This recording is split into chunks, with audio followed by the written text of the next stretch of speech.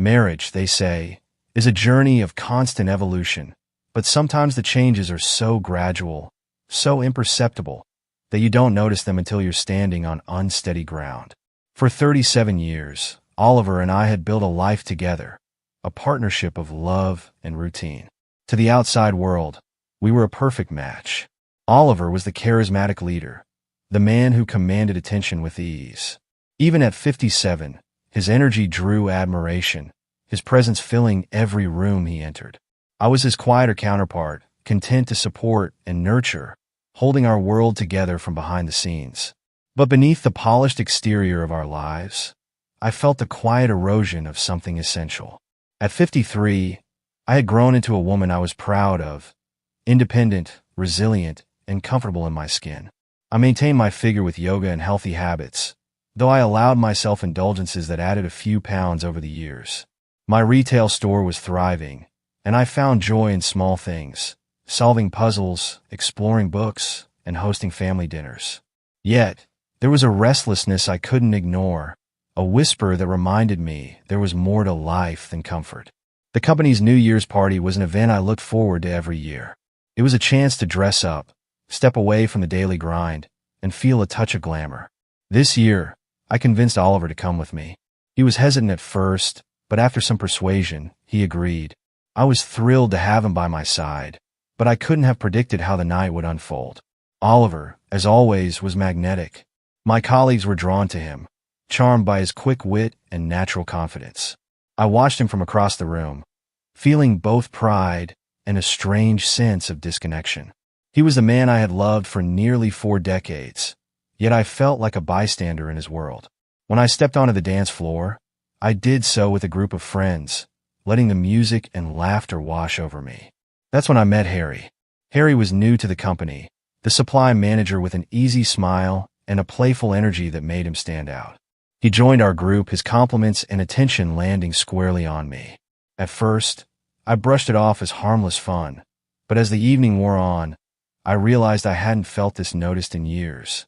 Later that evening, I returned to find Oliver at the bar, his gaze sharp as it followed me across the room. "Did you enjoy yourself?" he asked, his tone calm but pointed. His words hung in the air, heavier than I expected. "Of course," I replied, trying to sound casual. But he didn't let it drop. "With everyone, or just him?" His eyes flicked toward Harry, who was still on the dance floor, his laughter carrying over the music. My heart skipped a beat. Oliver's perception cut deeper than I anticipated. "It was just dancing," I said quickly, but even I could hear the defensive edge in my voice. Oliver's response was measured, his calmness more unnerving than anger. "You liked the attention, didn't you?" It wasn't a question, it was an observation. And in that moment, I realized he was right. That conversation was the first crack in the facade of our marriage. It forced us to confront truths we had buried beneath years of routine and familiarity. For the first time, I admitted that I felt unseen, that I craved something I couldn't quite name. Oliver listened, his composure unwavering, though I could see the pain behind his eyes. In the days that followed, we began to talk about things we had avoided for years. We spoke about our intimacy, our desires, and the unspoken gaps in our relationship. I confessed that I had enjoyed Harry's attention, not because I wanted him, but because it made me feel alive in a way I hadn't in years. To my surprise, Oliver didn't react with anger. Instead, he seemed almost resigned, as if he had been waiting for this conversation. Our newfound honesty brought us closer in some ways, rekindling a spark that had been dimmed by years of routine. But even as we explored this renewed connection, I couldn't shake the thoughts of Harry. He represented something I didn't fully understand, a possibility, a risk, a question I couldn't answer. Harry's attention didn't wane after that night. At work, he sought me out, his compliments growing bolder, his jokes laced with subtext. I should have shut it down, drawn a clear boundary, but I didn't. His energy was intoxicating, a stark contrast to the steady rhythm of my life with Oliver. And when he invited me to spend a weekend with him, I felt the ground shift beneath me. The decision to tell Oliver was agonizing. I rehearsed the conversation in my head 100 times, each scenario ending with anger or heartbreak. But when I finally told him, his reaction was nothing like I expected.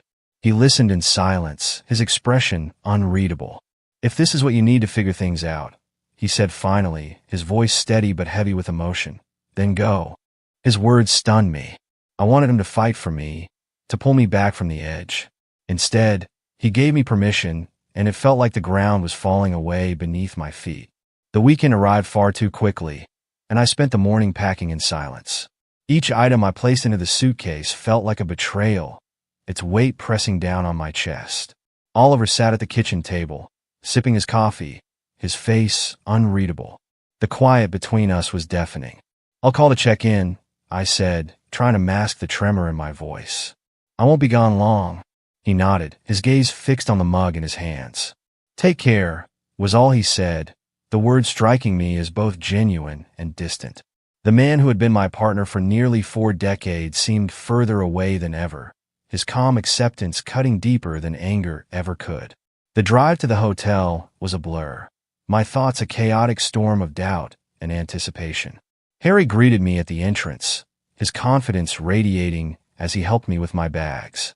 "You look incredible," he said, his eyes lingering on me in a way that sent a shiver down my spine. For a fleeting moment, I felt the allure of his attention, the thrill of stepping into something forbidden. But beneath the surface, guilt coiled like a serpent, tightening its grip with each passing moment. The weekend began with a lightness that felt surreal. Harry's laughter filled the spaces where my unease lingered, his compliments momentarily silencing the doubts that gnawed at me. We dined in the hotel restaurant, his charm and wit drawing smiles from those around us. It was intoxicating, the way he made me feel like the center of the universe. But as the evening wore on, cracks began to appear in the veneer of excitement. Each time I checked my phone, hoping for a message from Oliver, I was met with silence. I typed out a quick text, "I hope you're okay," and waited, my heart pounding in my chest. His response came hours later, a single line that sent a chill through me. "Have fun." The words were a blade, slicing through the fragile barrier I had built around my guilt. I excused myself, retreating to the bathroom to catch my breath. Staring at my reflection in the mirror, I barely recognized the woman looking back at me. The thrill I had chased now felt hollow, its cost far greater than I had anticipated. The next day, Harry suggested a walk through the nearby park, a chance to escape the confines of the hotel and enjoy the crisp winter air. We strolled along winding paths, his hand brushing mine as he spoke animatedly about his life. His stories were captivating, his energy infectious, but I found myself unable to fully engage. My thoughts were with Oliver, imagining him alone in our quiet home. Was he thinking of me? Did he regret letting me go? Or had he already started to move on? The questions weighed heavily on me, each one chipping away at the illusion of freedom I had convinced myself I wanted. When we returned to the hotel, Harry pulled me close, his kiss filled with a passion that should have thrilled me. Instead, it left me cold. The connection I had romanticized in my mind felt shallow in the harsh light of reality. I realized then that I was chasing something that didn't exist, a fleeting spark that could never replace the depth of what I had with Oliver. That evening, as Harry and I sat on the balcony overlooking the city, I decided to call Oliver. My fingers trembled as I dialed his number, each ring echoing like a drumbeat in my ears. When he finally answered, his voice was calm, almost detached. "What do you want, Margaret?" I wanted to hear your voice," I said, my words faltering under the weight of his silence. "I miss you." There was a long pause before he responded. "Do you like puzzles?" he asked, his tone cryptic. Confused, I frowned. "What?" "Check the first words of my messages," he said, then hung up before I could reply. Heart pounding, I scrolled through our recent texts, piecing together the puzzle he had left for me. The words formed a chilling sentence. "Have fun. Forget us. Divorce." The realization hit me like a thunderclap, leaving me breathless. Panic set in as I tried calling him again, but he didn't answer. The ground beneath me seemed to give way, the consequences of my choices crashing down with brutal clarity. I couldn't stay. I packed my bags in a frenzy, my movements frantic and uncoordinated. Harry watched, alarmed, but I couldn't bring myself to explain. "I need to go home," I said, my voice trembling with urgency. "What's going on?" he asked, his concern genuine. Just take me back, I pleaded, shoving my suitcase into his hands. The drive home was a blur of desperation. My attempts to reach Oliver were met with voicemail, his silence a deafening confirmation of what I had done. When we pulled up to the house, my heart sank at the sight of the for sale sign staked in the yard. The home we had built together, the life we had shared, was already slipping away. Inside, I found the divorce papers waiting on the kitchen table, Oliver's signature neatly scrawled at the bottom.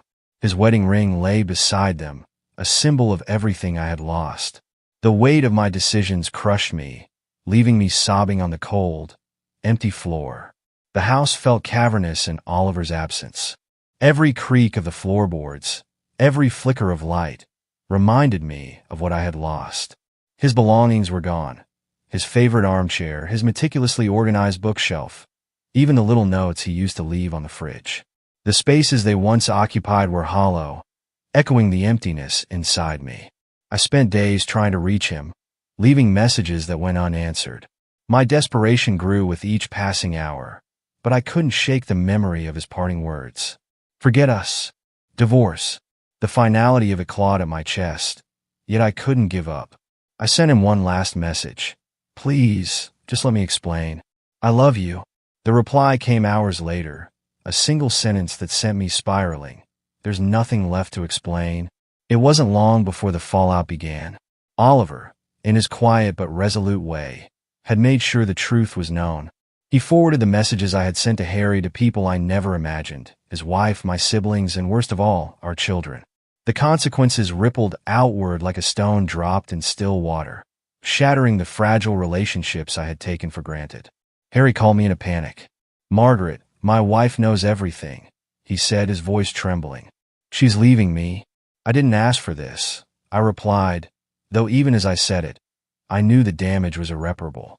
You didn't stop it either, he spat before hanging up. But the deepest wound came from my children. Robert and Mary, once so warm and loving, now spoke to me with a coldness I couldn't reconcile. We don't understand how you could do this, Mary said, her voice trembling with disappointment. Dad deserved better. I know, I whispered, but my words carried no weight. The trust we had built over a lifetime was crumbling, and I was powerless to stop it. One day, an envelope arrived in the mail. My hands shook as I opened it, revealing Oliver's wedding ring nestled inside. A simple note accompanied it. You were my everything, but I can't be yours anymore. I clutched the ring to my chest, the weight of his words suffocating. This wasn't just the end of a marriage. It was the loss of a man who had been my anchor, my partner, my safe place. I cried until I was empty, the house around me feeling less like a home and more like a prison. Later that week, a photo came through on my phone. It was Oliver, standing on a pristine beach, the sun setting behind him. Beside him was a woman, her hand lightly touching his shoulder. The caption read, "Living my dream now. Hope you find yours." The days turned into weeks, and slowly, the fog began to lift. The pain didn't fade, but I learned to carry it, to coexist with the emptiness. I threw myself into work, finding solace in the familiar rhythm of my store. Books and puzzles became my refuge, their intricate patterns offering a distraction from the chaos in my mind. Robert and Mary remained distant, their trust fractured but not entirely broken. They called occasionally, their voices tinged with hesitance. I clung to those moments, hoping they might one day see past my mistakes and remember the mother who had loved them fiercely. As for Oliver, he stayed true to his word. He didn't come back, and I knew he never would. But I took small comfort in knowing he was happy, even if that happiness didn't include me. Months later, I stood in the doorway of what used to be our home, watching as strangers walked through it, imagining their lives taking root where ours had ended. The house had sold quickly, and soon it would no longer be mine. I let out a shaky breath, the weight of the moment pressing down on me. But as I stepped outside and closed the door behind me for the final time, I felt a sliver of hope. This wasn't the life I had envisioned, but it was still mine to rebuild. The road ahead would be long and filled with challenges, but I was ready to face it. For the first time in a long while, I felt the stirrings of something I thought I had lost, resilience.